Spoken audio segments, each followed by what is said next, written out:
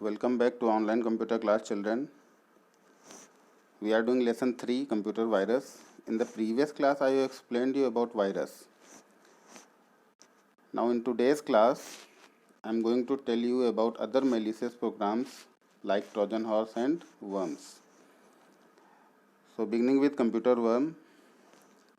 A worm is similar to a virus in design and it is considered to be a subclass of a virus. Unlike virus, it is a self-replicating program.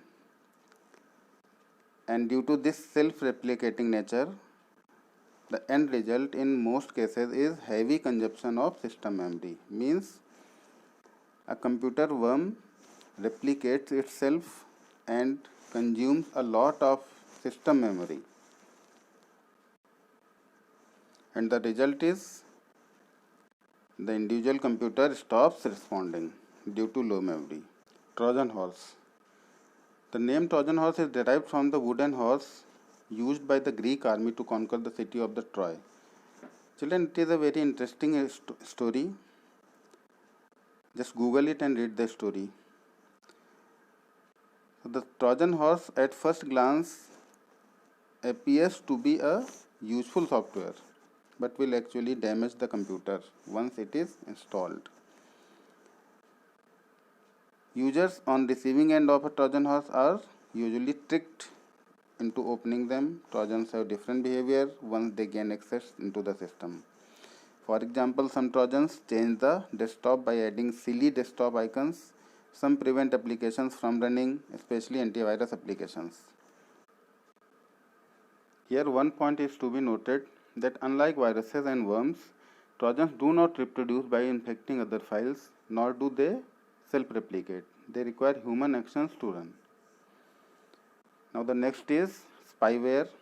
As the name itself suggests, spyware is a type of malicious software that gains entry into a system and monitors the user activity without his knowledge, and then reveals the collected information to another interested party.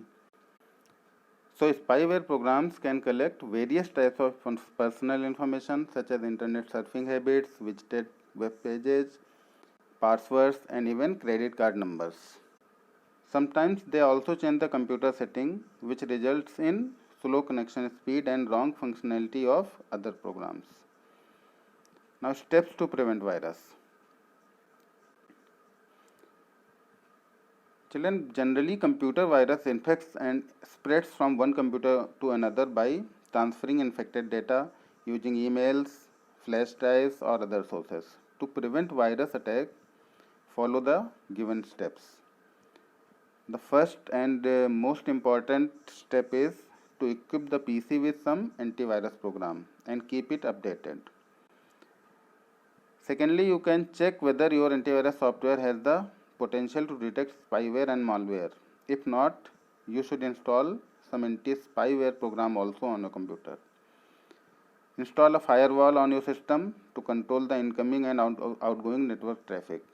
Always scan the pen drive before copying files. Avoid downloading and installing pirated software from the internet. Scan the downloaded files before opening them.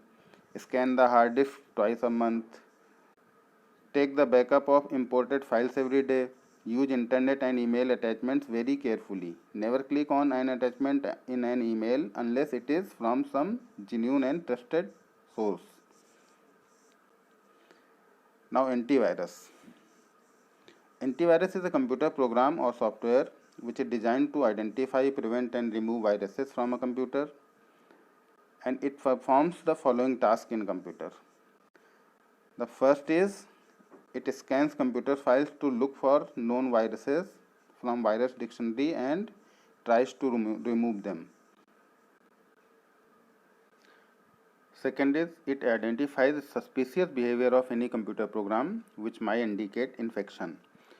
It scans incoming emails which might contain virus in the attachment. Some popular antivirus softwares are McAfee, Quickheal, AVG Antivirus, Microsoft Security Essentials, and Symantec Norton Antivirus. In these antiviruses, some are free of cost and the others are paid. So free antiviruses are Avast, AVG, Avira, Bitdefender, Panda, Sophos, and Komodo. And paid are Kaspersky, McAfee, Webroot, Secure Anywhere, Trend Micro, and Quickheal. Now the question is how antivirus works.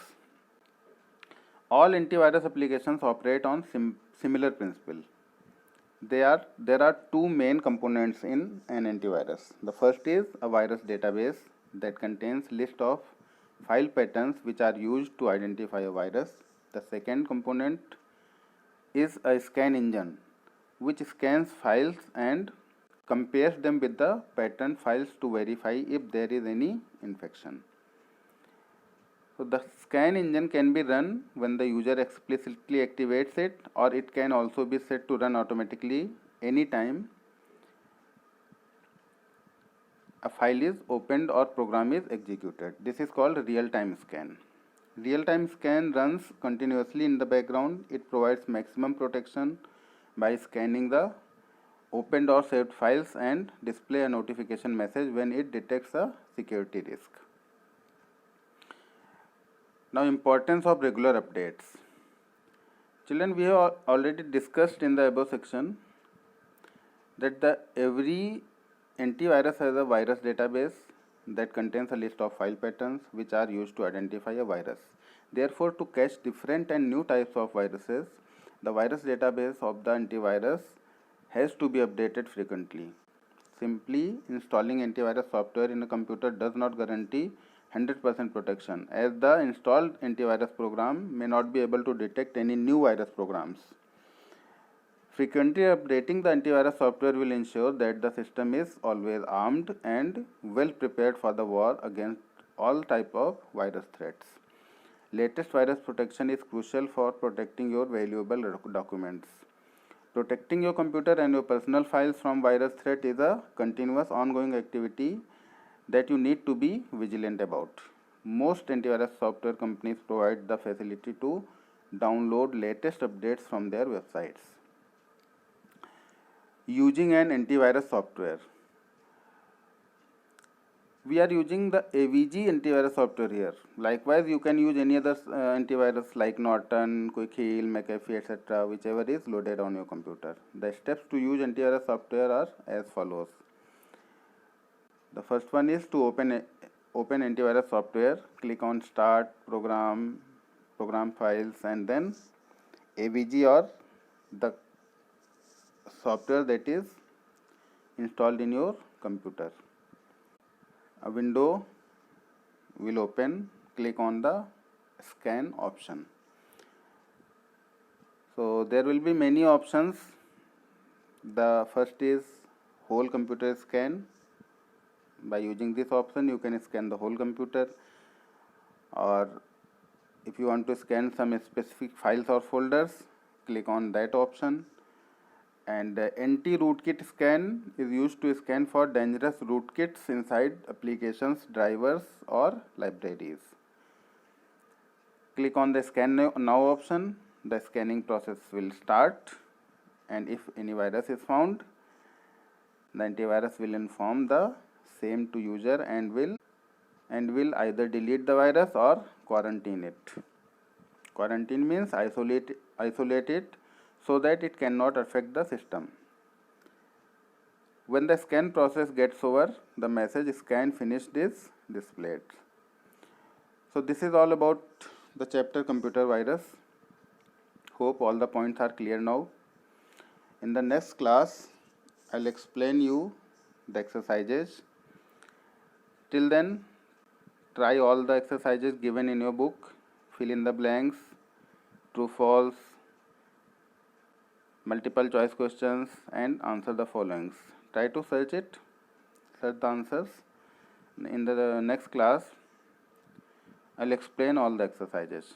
Till then, take care and have a nice day.